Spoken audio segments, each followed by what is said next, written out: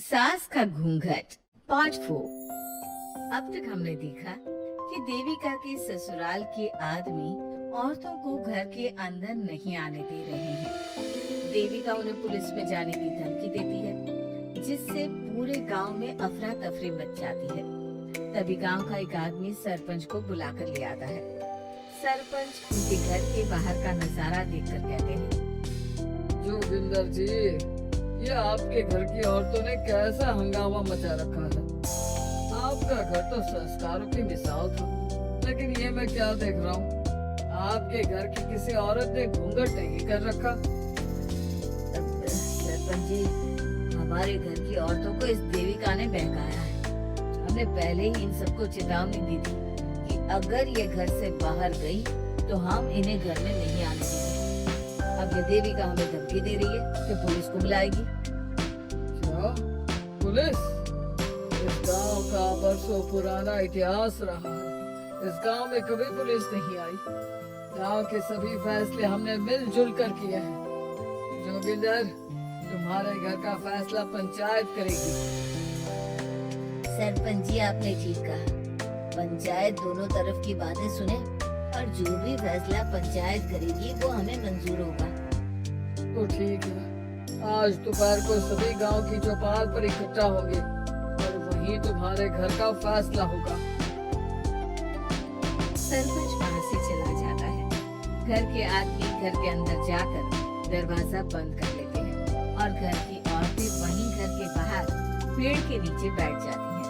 तभी विमला कहती है, देविका बहू, तुम्हें भूख लगी होगी ना? नहीं माँ जी, मुझे भूख नहीं लगी, मैं ठीक हूँ।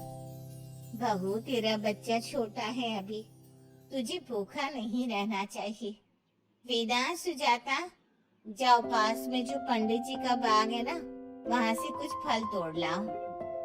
वीना और सुजाता पास के बगीचे से खूब सारे फल तोड़ कर ले आती हैं। सभी औरतें फल खाती हैं। तभी देविका कहती है, आप सब घर से बाहर निकले, घूंघट उतार दिया तो इन मर्दों की इज्जत चली गई। लेकिन हम सब घर के बाहर भूखे प्यासे बैठे हैं। इस बात पर इन अहंकारी मर्दों को शर्म क्यों नहीं आ रही? हाँ देविका, तुम ठीक कह रही हो। अगर हम मर भी जाए ना, तब भी इन मर्दों के लिए इनके बनाए गए नियम कानून ही अहम रहेंगे, हम नहीं। सुजाता भाभी, मुझे तो सबसे ज्यादा सचिन पर गुस्सा आ रहा है। उसने मुझसे लव मैरिज की थी, क्या क्या वादे किए थे कि मेरा साथ कभी नहीं छोड़ेगा, और आज उसने मेरा साथ छोड़ दिया। अपने बच्चे को एक बार भी नहीं देखा उसने। देवी का वो शुरू से ही ना डरपोक रहा है, लेकिन इन सारी बातों को छोड़ो। मुझे तो इस बात की चिंता हो रही है कि पंचायत में न जाने क्या फैसला होगा। पता नहीं वो इंसाफ करेंगे भी या नहीं। वीना दीदी, आपको अभी भी पंचायत से इंसाफ मिलने की उम्मीद है? अगर इस गांव की पंचायत में सच में इंसाफ करने की भावना होती तो सरपंच जी अभी हमें घर के अंदर जाने देते। देखा नहीं कितना जहर उगल कर गए हैं हमारे खिलाफ। अब हम क्या करेंगे? पंचायत तो हमारे खिलाफ ही फैसला सुनाएगी। पहले तो हम अपनी सारी बातें रखेंगे। अगर ये लोग नहीं माने तो आपको वही करना होगा जो मैं कहूँगी। लेकिन एक बात आप याद रखना, किसी भी सूरत में हम झुकेंगे नहीं, क्योंकि हम सही हैं। देविका सभी औरतों को समझा रही थी। तभी वहाँ एक गांव वाला आता है। आप सभी को पंचायत में बुलाया है। उस गांव वाले की बात सुनकर सभी औरतें पंचायत में पहुंचती हैं। वो देखती हैं कि उस पंचायत में सारा गांव इकट्ठा हो गया है। बहुत सारी औरतें लंबे लंबे घूंघट करके वहां आई हुई हैं। तभी पंचायत की कार्यवाही शुरू की गई और घर के आदमियों से पूछा गया कि वो घर की औरतों को घर में क्यों नहीं रखना चाहते।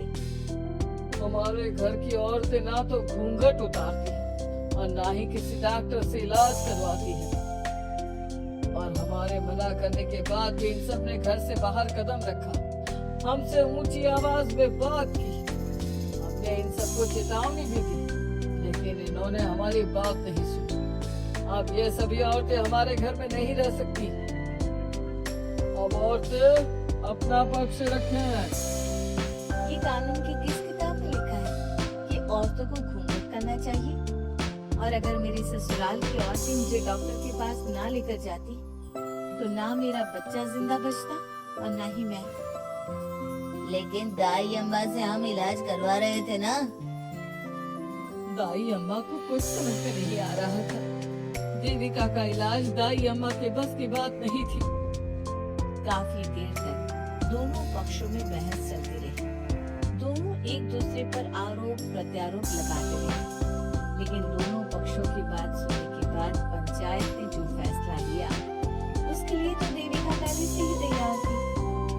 दोनों पक्षों की बात सुनने के बाद पंचायत ने यह फैसला किया है कि सारी गलती महिलाओं की है। अगर वो अपने अपने पतियों से माफी मांग लेती है और वादा करती है कि भविष्य में कभी ऐसी गलती नहीं दोहराएंगी, तो वो घर के अंदर प्रवेश कर सकती हैं। हमें पंचायत का फैसला मंजूर नहीं है। हमने कोई गलती नहीं की जो हम माफी मांगे। किस बात का वादा करें हम? हमने देविका की जान बचाई है, तो आप हमसे भविष्य में किसी की जान न बचाने का वादा ले रहे हैं क्या? अगर तुम्हें पंचायत का फैसला मंजूर नहीं है तो तुम सबको घर में नहीं पुरानी हवेली में रहना होगा, जो अब खंडहर बन चुकी है। ये खंडहर तुम्हारे घर के सामने ही है। सरपंच जी, आपका फैसला सही नहीं है। एक बार और सोच लीजिए इस फैसले के बारे में। ओ शहर की छोरी, 4 किताबें क्या पढ़ ली, हमें सही गलत का पाठ पढ़ाएगी? मुझे पता नहीं कि पंचायत का फैसला यहाँ सदियों से चलता आया है और लोग उसी को मानते आए हैं। अच्छी तरह जानती हूँ सरपंच जी, अगर मैं चाहूँ तो आपके इस फैसले को कोर्ट की चौखट तक ले जा सकती हूँ। पुलिस को बुलाकर अभी घर के अंदर जा सकती हूँ। पंचायत और घर के आदमियों की शिकायत पुलिस में कर सकती हूँ और अपने बच्चे को उसका हक दिलवा सकती हूँ। लेकिन नहीं, मैं ऐसा नहीं करूँगी।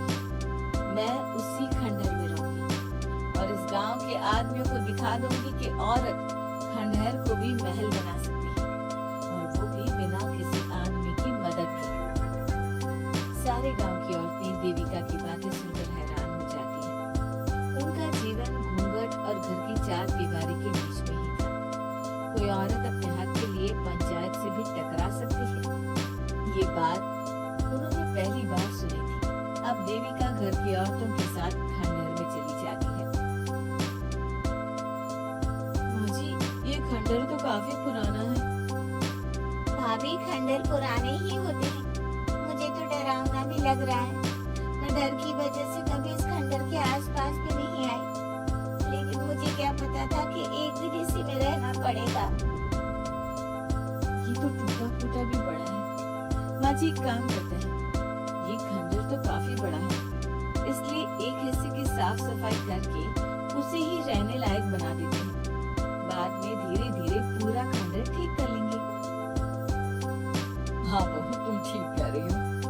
विमला भाभी और मैं इस खंडहर के टूटे हुए हिस्सों पर मिट्टी और ईंटें लगा देते हैं। सुजाता और बिना तुम साफ सफाई कर लो। सभी औरतें मिलकर खंडहर के एक हिस्से को सुधारना शुरू कर देती है और काफी देर तक मेहनत करने के बाद वो उस हिस्से को काफी हद तक अच्छा कर लेती है और इसी तरह रात हो जाती है। सभी औरतें बैठकर बात करती है।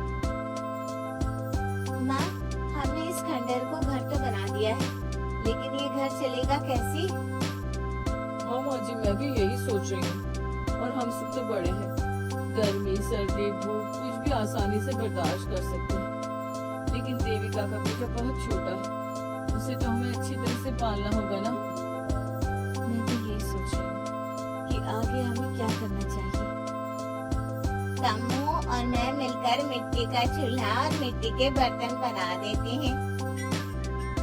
कुछ दिन के लिए खाने का इंतजाम भी हो जाएगा, क्योंकि यहाँ पर खेत और बाग बगीचे आसपास ही हैं। कहीं से कुछ भी ले सकते हैं। पहले आप मुझे ये बताइए कि आप सब लोगों को आता क्या है? मतलब कोई ऐसा काम जिसका आपको शौक हो, जो आपने बचपन से किया हो।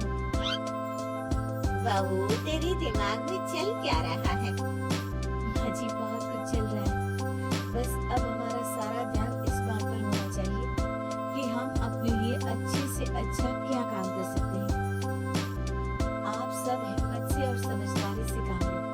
फिर देखना, हम इस खंडहर को भी महल बना देंगे। इसके लिए सबसे पहले हमें आत्मनिर्भर बनना होगा। देविका सभी को समझा रही थी, तभी उसका बेटा रोने लगा। उसने अपने बेटे को गोद में उठाया और उसे चुप कराने लगी। अब देविका के सामने सबसे बड़ी चुनौती थी कि वो किस तरह से ससुराल की औरतों को आत्मनिर्भर बनाए और किस तरह से अपना घर चलाए। हमारे प्यारे दर्शकों, अब आप बताइए, देविका और घर की सभी औरतों ने अपने पतियों से माफी ना मांगकर सही किया या गलत? क्या उनका खंडहर में रहने का फैसला सही था? अब देविका को क्या कदम उठाना चाहिए? हमें कमेंट में जरूर बताना। हमारी कहानी को लाइक, शेयर और चैनल को सब्सक्राइब करना मत भूलना।